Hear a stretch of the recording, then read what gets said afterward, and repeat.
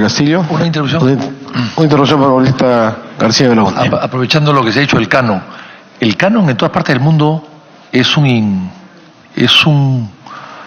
contribución o una tasa, un impuesto que no tiene nada que ver con el impuesto a la renta.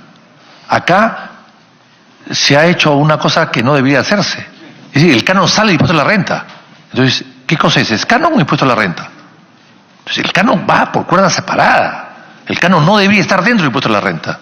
Y acá lo que estamos haciendo es cambiando, maquillando las cosas y decir, acá se paga canon. No, acá no se paga canon. Es el impuesto a la renta que se reparte de una medida diferente. Y eso creo que hay que corregir. Y finalmente, ministro, hay que obligar a las empresas mineras a que saquen su producción no de la manera más barata para ellos, sino de la manera más conveniente para el Perú. Las Bambas necesitan un ferrocarril. No puede sacar las bambas subminerales en camiones.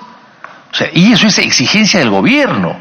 Simplemente que les diga que construyan un ferrocarril, el ferrocarril quedará, como ha quedado el ferrocarril central, que se construyó para la minería y hoy día hasta ahora sobrevive. Entonces, hay que tratar de que las inversiones mineras dejen algo después que se van, porque claro, con camiones no va a quedar absolutamente nada. Gracias, congresista García Belaúnde. Puede continuar el ministro. Gracias, presidente. Bueno, algunas de las reflexiones y preguntas que nos hacía el congresista García Belaúnde también. El tema de los impuestos, acá vi la hoja que nos ha repartido y dos reflexiones sobre ello. Primero, que comparando con los países de América Latina, estamos en número de impuestos igual que México, tenemos más que Chile incluso, estamos igual que Brasil y tenemos menos que otros países como el Reino Unido. Pero más allá del número de impuestos, yo creo que lo más importante son las tasas, ¿no? Porque podríamos tener un solo impuesto, digamos, confiscatorio de 90% y eso no... no, que yo tengo un solo impuesto, digamos, eso no tendría mucho sentido. En realidad, las tasas es lo que importa y el cálculo que se ha hecho, efectivamente, más del 45 o casi 47% de carga impositiva tienen las minas. Las minas, las empresas mineras tienen algunos impuestos que no tienen otras actividades. Por ejemplo, tienen el impuesto especial a la minería, tienen el gravamen minero y tienen la regalía, ¿no? Que quizás esto es lo último que estaba mencionando el congresista cuando decía que efectivamente acá no se paga canon, lo que se paga es impuesto a la renta, eso es correcto. Lo que se paga, y se paga en todos los países, son las regalías. Y las regalías la pagan por lo general las actividades que tienen, que explotan recursos naturales no renovables, ¿no? Entonces, la minería es un recurso natural no renovable. Sacas el mineral y ya no vuelve a crecer, digamos, ahí queda. Y por eso, digamos, te cobran una regalía. Y en este país y en casi todos los países del mundo, aquí está en el cuadro mismo que ha presentado el congresista, todos los países que están en esta lista pagan regalías. Algunos lo pagan a nivel nacional, otros lo pagan a nivel subnacional. Y la regalía se paga no en función a las utilidades, como el impuesto a la renta, sino se paga en función al valor bruto de la producción, ¿no? Basta que produzcas, ganes o pierdas plata, digamos, basta que produzcas para que pagues la regalía. ¿Por qué? Porque estás explotando un recurso que no es renovable. La tasa, a ver, vamos, creo que era 3%, me parece. Ahorita le confirmo la tasa de la regalía, pero es sobre el valor bruto de la producción, ¿no? No es sobre la utilidad, que es el impuesto a la renta. Esta pregunta de la inversión pública presupuestal es muy relevante, porque en realidad hay dos formas de calcular la inversión pública, digamos. La presupuestal y la de cuentas nacionales. Son metodologías distintas. La presupuestal es la que uno puede ver cuando entra a la consulta amigable y ve ahí los proyectos. La presupuestal, perdón, esa es la presupuestal. La de cuentas nacionales sigue la metodología internacional, está en los manuales del Fondo Monetario Internacional, Y tiene algunas ligeras diferencias. Por ejemplo, el gasto en defensa. Desde el punto de vista, cuando se compran, por ejemplo, submarinos, por decir algo. Para las cuentas nacionales, eso es un gasto corriente. Para las cuentas presupuestales, eso es un gasto de inversión.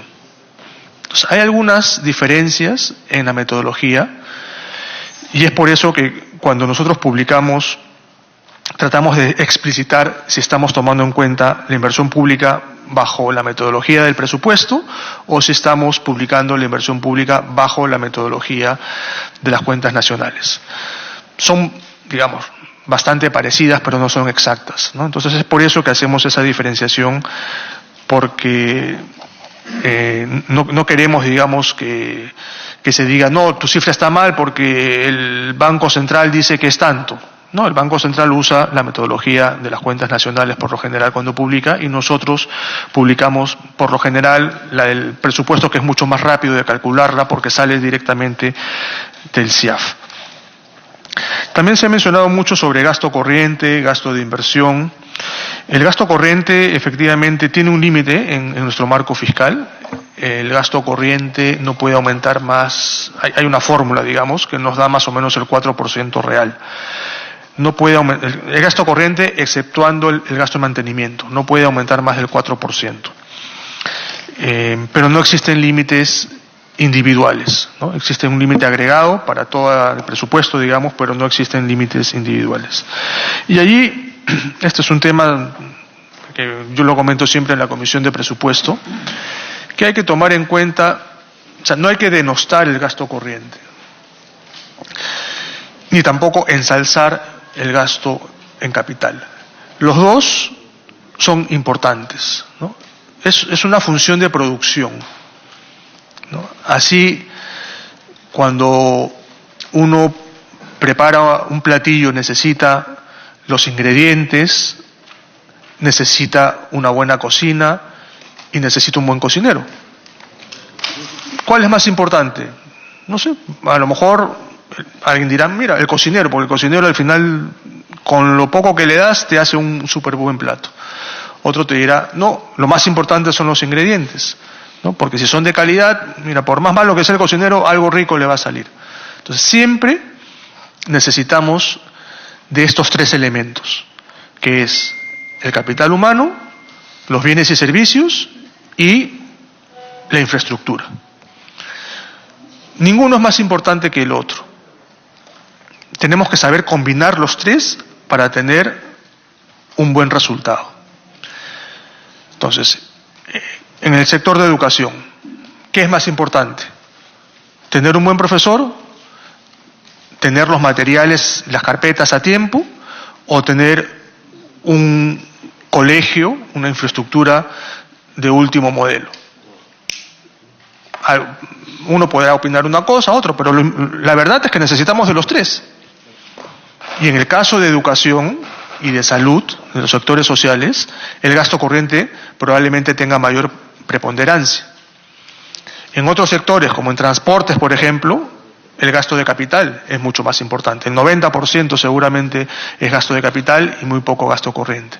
Entonces, digamos, si vemos esto como una función de producción, todos son importantes. Obviamente, hay mal gasto corriente, como también hay mal gasto de capital.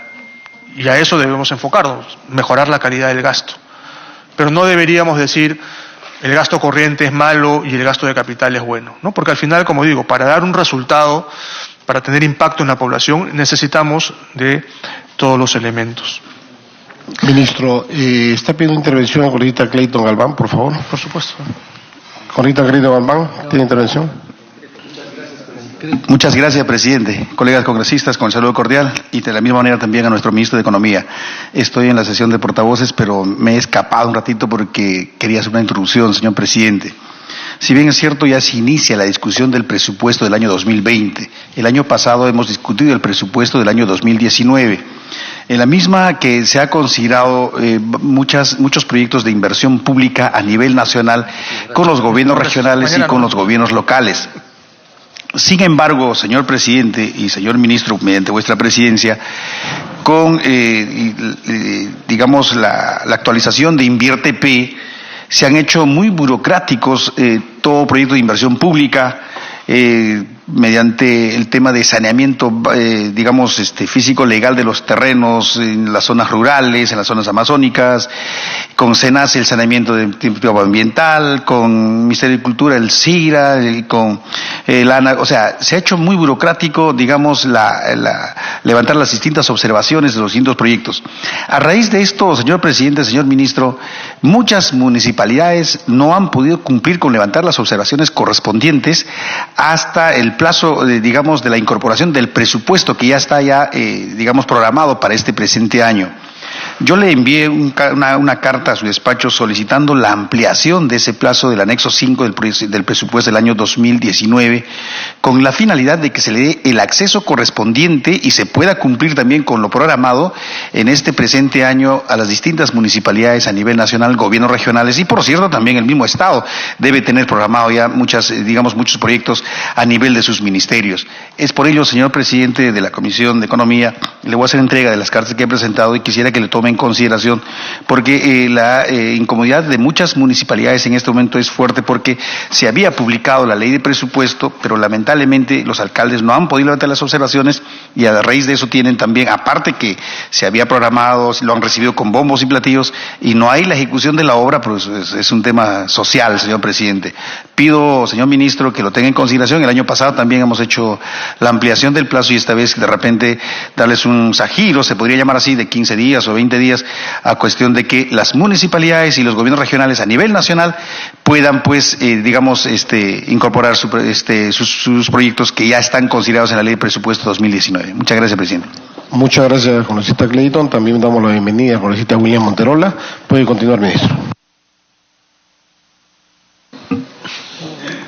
Sí, bueno, era básicamente lo que quería mencionar. Había unas preguntas también sobre el tema tributario.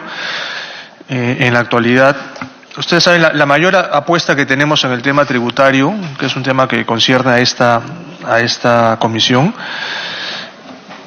es reducir la evasión tributaria. En realidad, más que la evasión, el incumplimiento tributario, que incluye tanto la evasión como la elusión. Y nosotros el año pasado hemos podido reducir esta tasa de incumplimiento. En el año 2017 el incumplimiento del IGB llegaba al 36%. El año pasado lo hemos podido reducir al rango del 32 o 33%. Sin embargo, en el año 2014 era 28%. Entonces todavía tenemos mucho espacio por reducir el incumplimiento tributario. Y una de las herramientas clave para poder reducir este incumplimiento tiene que ver con los comprobantes electrónicos. Nosotros estamos en este proceso de masificar los comprobantes electrónicos en toda la economía. En la actualidad, la meta que tenemos para fin de año es que 300.000 empresas ya estén facturando y dando boletas electrónicas. Sin embargo, hay más de 1.600.000, 1.700.000 empresas. La meta es llegar a ese 1.600.000 a finales del próximo año. Es una meta bastante ambiciosa, pero creemos que es la mejor herramienta que podemos ofrecer para poder reducir la evasión del IGB sobre todo, ¿no? Porque ya vamos a tener a todas las operaciones registradas en tiempo real. Ya eventualmente ya no van a valer las boletas hechas a mano. Todos van a tener que utilizar las boletas electrónicas. Y una vez que lleguemos a ese 100%, que seguramente sería hacia fines del 20 o inicios del 21, vamos a poder tener un gran impacto para reducir la evasión, porque ya va a ser prácticamente imposible evadir el IGB, ¿no? Lo mismo estamos haciendo con el impuesto a la renta. Ahora ustedes saben, todos los comprobantes, los recibos por honorarios son electrónicos. Antes eran a mano, con papel carbón, etcétera. Ahora ya no se permite hacer eso, salvo casos excepcionales. Pero todos los recibos por honorarios tienen que ser electrónicos. Y eso también nos está sirviendo para mejorar la recaudación tributaria. Bueno, después habían otras preguntas, ya no están algunos de los congresistas, pero quizás de manera general terminar con lo del InviérteP. El InviérteP ha tenido una evolución en los últimos 20 años. Al inicio era un sistema bastante restrictivo, era muy difícil pasar la valla de la preinversión y casi todo estaba centralizado. A lo largo de los años, sobre todo durante el gobierno del presidente Toledo, se empezaron a descentralizar muchas de estas funciones y de alguna manera a relajar algunos de los requerimientos que se tenían, que probablemente eran muy excesivos en ese instante. En la actualidad son los propios gobiernos regionales y locales y por supuesto los ministerios los que se aprueban sus proyectos. Ya no es el MEF el que aprueba los proyectos como era hace 20 años. O sea, cada gobierno municipal, cada gobierno regional tiene su oficina de inversiones y ellos mismos aprueban sus proyectos. Y si tienen recursos propios, ellos mismos se lo financian, como es el caso del Canon, por ejemplo. Un proyecto financiado por el Canon no tiene ningún filtro de parte del gobierno central.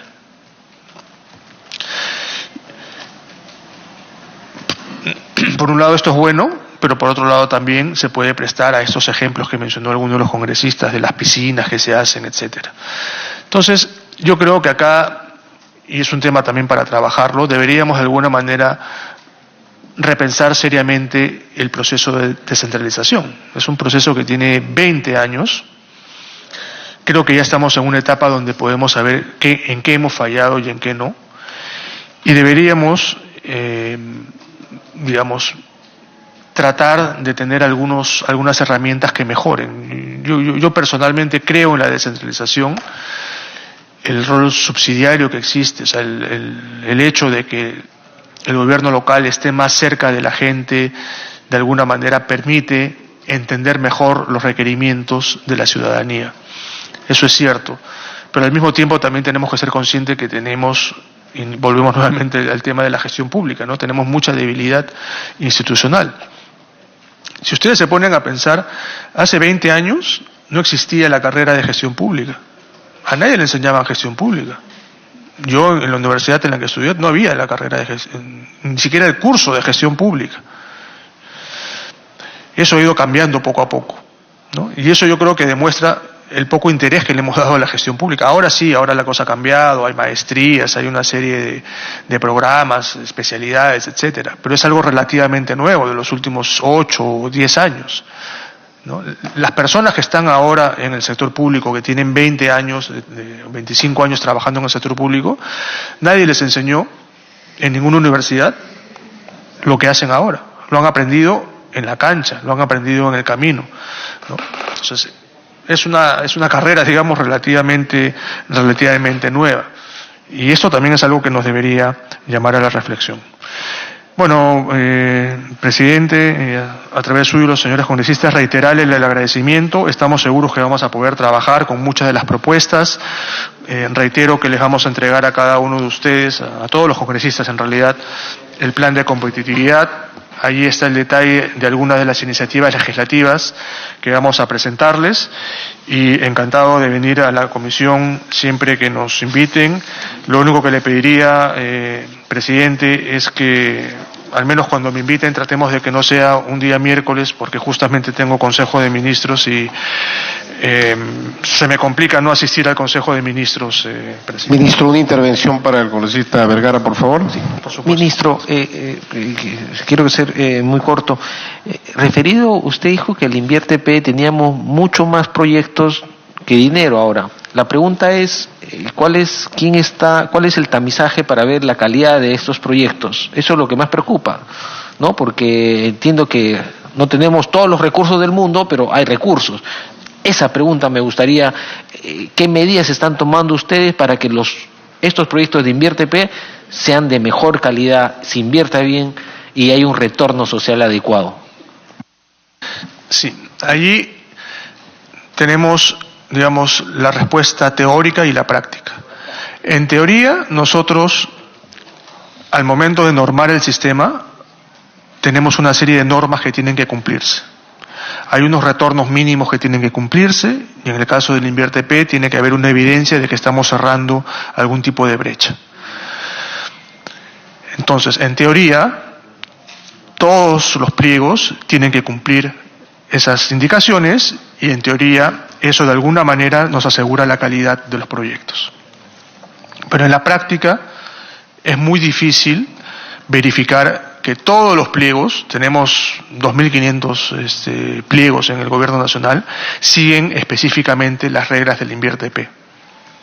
Tenemos el marco legal, que yo creo que está bien, pero no tenemos la capacidad de verificar cada uno de esos proyectos.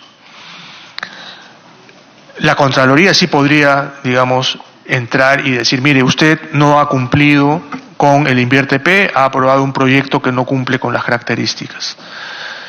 Pero nuevamente, la Contraloría tampoco tiene las manos suficientes para ir, son 2.500, digamos, entidades, de las cuales 1.900 son municipalidades, y cada una tiene pues N proyectos, ¿no? Entonces estamos hablando de miles de proyectos y es imposible efectivamente hacerle un seguimiento a todos ellos. Entonces, esto es una, digamos, es una debilidad que tenemos en el Estado, y nuevamente, mientras no fortalezcamos la gestión pública y tengamos buenos gestores, todavía vamos a corrernos el riesgo de que las entidades puedan estar aprobando proyectos que no cumplen con la normativa, y que igual los pueden estar financiando, ¿no? Entonces sí es un tema sobre el cual tenemos que trabajar. Nosotros, cuando hacemos transferencias desde el Gobierno central, sí tenemos algún filtro adicional. Verificamos, por ejemplo, que lo que mencionaba el congresista hace un momento, verificamos que el saneamiento legal, por ejemplo, esté vigente. Es una de las cosas que hacemos. No podemos nosotros darle dinero a una municipalidad para un proyecto cuando ese terreno en el cual se quiere hacer el colegio no está saneado. Entonces ahí sí los podemos controlar, pero eso solamente cuando nosotros hacemos transferencias. Cuando lo financian los gobiernos con su propio presupuesto, ahí sí ya es muy difícil entrar de parte del Gobierno central. La labor tendría que ser de la Contraloría, ¿no?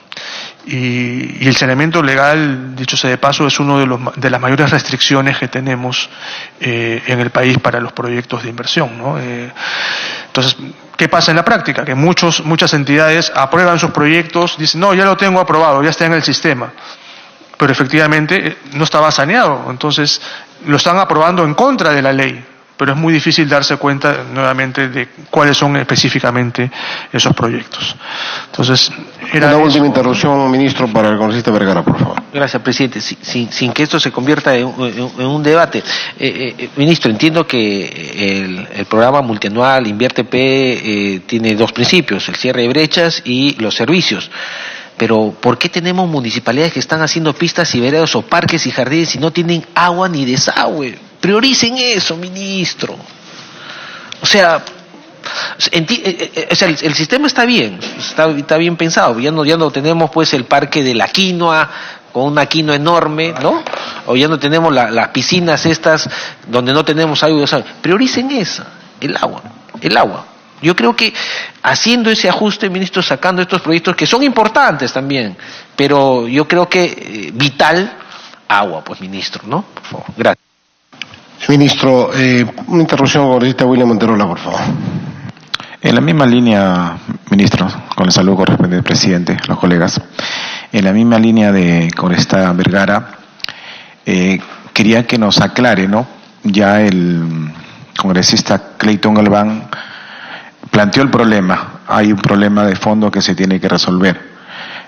Permisos ambientales, saneamiento físico y legal. ¿Cómo van a quedar? ¿En qué situación quedarían estos proyectos, en todo caso, nosotros para informar a los gobernadores o los alcaldes? Esa sería una pregunta. La otra pregunta con respecto al comentario que hizo de la recaudación. Pero tenemos nosotros un sector que es el porcentaje mayoritario que no contribuye con el Estado. ¿Qué estrategias se están aplicando para poder cobrar a ese más del 70% de la población que no contribuye, que no paga impuestos, que no emite boletas y menos va a ser la electrónica? O sea, vende así nada más. Ejemplos, acá en Lima hay bastante. Polvos azules, Grao, las Malvinas, entre otros.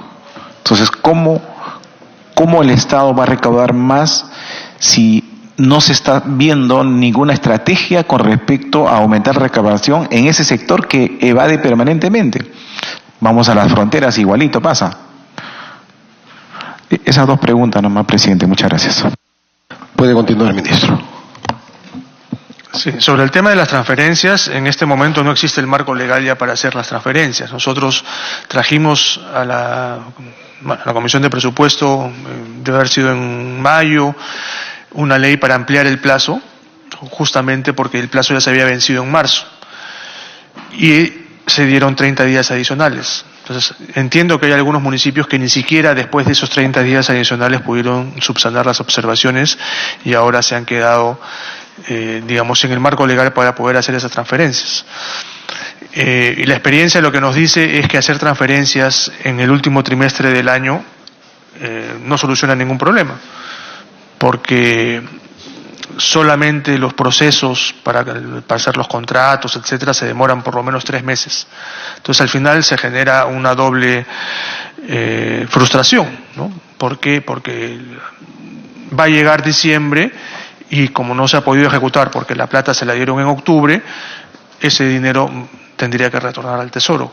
Entonces, eso genera una doble frustración. Allí lo que tendríamos que hacer es tratar de programar para que en el año 2020 ya estén en los presupuestos desde el primer día del año, que es el esfuerzo que estamos haciendo en este gobierno, ¿no? Tratar de que no hayan transferencias, sino que programemos la plata desde el PIA. Bueno, mañana vamos a dar un poquito más de información cuando estemos en el pleno con la comisión, con el tema del presupuesto, ¿no? Y sobre el tema de la formalización, bueno, efectivamente hay un porcentaje que no paga. Nosotros hemos creado un incentivo para que se formalice la economía, que es esta devolución que hacemos cuando se hacen consumos en restaurantes, hoteles y también cuando nos dan recibo por honorarios. Entonces, ahora la persona tiene un incentivo para pedir el recibo por honorario, porque sabe que el 30% de ese recibo que yo estoy pagando lo voy a poder deducir de mi impuesto a la renta. Entonces, yo creo que es un incentivo que está funcionando. Le podemos pasar los datos exactos de cómo ha crecido la emisión de recibos por honorarios electrónicos, pero todavía tenemos, digamos, que seguir avanzando. No es que hayamos solucionado el problema, ni mucho menos. Y esta idea que se mencionó también en algún momento de que parte de tus boletas o del IGB que pagas al momento de hacer una compra pueda ir a un tema de pensiones, también es algo que estamos evaluando, y que una vez que estén masificados los comprobantes electrónicos, es algo que efectivamente va a funcionar, porque allí sí cualquier compra que haga cualquier persona va a tener una especie de devolución de lo que estoy pagando, siempre y cuando me den una boleta o me den un recibo. Entonces también creemos que es un buen incentivo, pero para eso necesitamos que toda la economía tenga comprobantes electrónicos, no solamente una parte como la tiene ahora. Eso sería, presidente, y agradecerles por la invitación. Muchas gracias. Muchas gracias, ministro. Realmente yo creo que esta mañana ha sido una mañana muy productiva, ministro, tanto por su presentación de la agenda de política económica que se viene realizando y también por los aportes que hemos podido escuchar por parte de cada uno de los congresistas. Por lo tanto, hemos podido deducir, ministro, hay una preocupación definitivamente por el crecimiento del PBI. Sabemos que desde su ministerio está usted haciendo las correcciones necesarias para poder minimizar este impacto, dada su exposición a nivel nacional e internacional. Creemos que también la ejecución del gasto público es muy importante, sobre todo en lo que es gobiernos regionales y gobiernos locales. Es una preocupación por cada uno de los congresistas que en ese momento han podido participar. Me imagino que se está viendo los mecanismos, ministro, para poder acortar esas brechas justamente y poder lograr la ejecución de ese gasto público. Y como usted mismo lo dice, lo acaba de decir, no es conveniente las transferencias ya en el último trimestre, en el último periodo, porque solamente el proceso de contratación demorarían 90 días. Lo cierto, sí, más bien, creo yo que se tiene que fortalecer para que se certifique y se comprometan los recursos para que los primeros días del mes del año siguiente, del mes de abril, pueda iniciarse la ejecución. Eso creo que nos ayudaría mucho, dado que eso permitiría la ejecución pues del año 20 a partir del mes de enero. Más bien vamos a pedirle, ministro, una vez finalizada ya su intervención, agradecemos su participación, su presentación y invitamos a retirarse de la sala cuando lo estime por conveniente.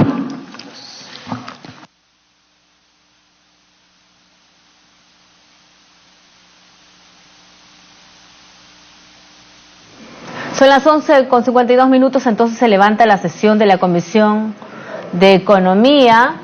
El ministro del sector se está en estos momentos retirando luego de haber hecho una exposición sobre la actual situación de la economía, proyecciones. Por ejemplo, el ministro reafirmó que la proyección para el crecimiento de la economía para este año es de 3%. Con una demanda interna que estaría creciendo por encima de esa cifra, ¿no? Él se mostró optimista, en ese sentido. Pese a la debilidad registrada en el primer semestre, el ministro aseguró que el Perú sigue teniendo fundamentos macroeconómicos sólidos. Puso como ejemplo que el país... Señores congresistas, no contamos con el quórum correspondiente, por lo tanto, levantamos la sesión. Siendo las... La sesión. 11:55, ¿no? Bien, se levanta la sesión de la Comisión de Economía luego de la presentación del ministro Oliva. Sesiona la Comisión de la Mujer. Antes estuvo sesionando la Comisión de Fiscalización que preside el congresista Segundo Tapia. Y a pedido del congresista Héctor Becerril, hay que señalar que la Comisión de Fiscalización aprobó la formación de un grupo de trabajo que investigue la metodología y las acciones que cumplen las empresas encuestadoras